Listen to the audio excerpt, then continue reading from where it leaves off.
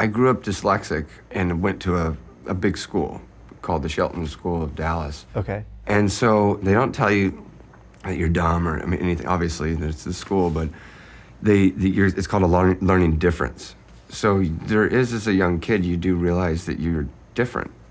And so there was a sense of like, it's almost like I kind of thought that I was going to fail. Like that's what failure is you're different, I'm different, these other people, how come I can't go to their school? I want to go to public school with my friends and I'm over at this other school. But the process of someone telling you you're not good enough or in an audition or you're not, to me, never bothered me.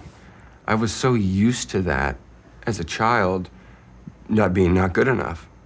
So when someone told me out here, like, you didn't get the part because you weren't good enough, I was, all right, well, I'll go to the next one. Maybe I'll be good there.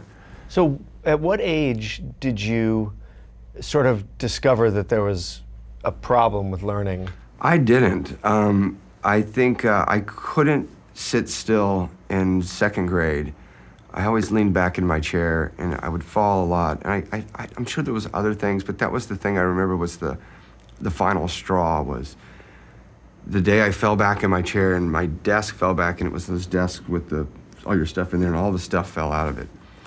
And I just remember sometime after that, I was put into all these testing centers where they would put all these puzzles underneath you.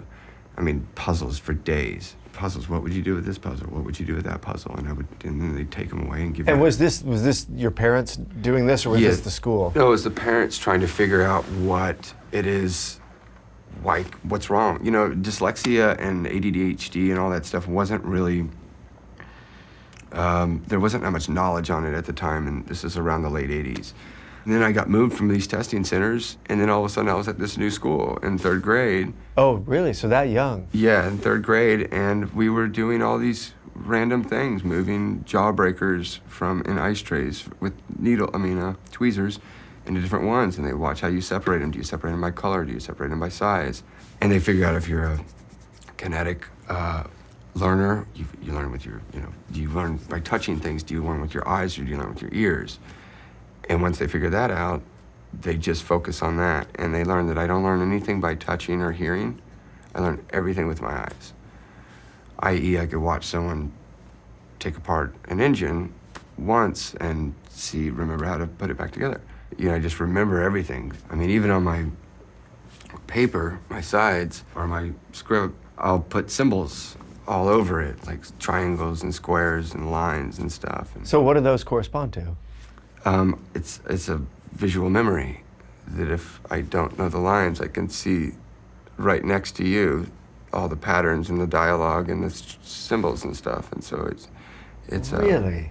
Yeah. So if you got a big chunk of lines, you put a triangle next to it? No, I put they're all in between there. There'll be triangles there, a square here, a line here.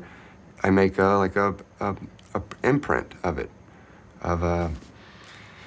it's bizarre. It's some people look at it like, what is all these symbols and stuff all over there? And they don't mean anything. They're just something to photographically memorize it. That's amazing. So when you were a kid and you were taking in all this new ways of learning and you're in this new school, what was the internal messaging in terms of you were with your friends and now you're not, and like what would you tell yourself about what was going on with you? What sort of I think dawned on me about the dyslexia is that you weren't dumb. I mean, no one ever told you that, but you think differently, and I think the thinking differently is something that I realized is a virtue. I looked at it as something that was holding me back for so long, that I'm different and I'm not like everyone else.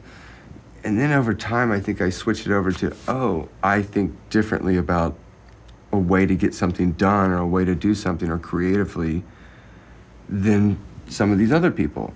That's a positive. That's not a negative. That's the way I see it may be the way only 3 other people on this job or on this project are trying to figure out this equation, whatever, see it.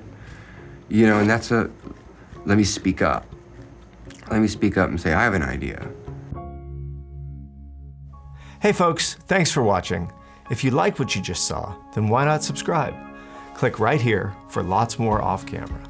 And if you want to see the hour-long version of these conversations, I'm going to give you the secret link. Here it is, offcamera.com. Check it out.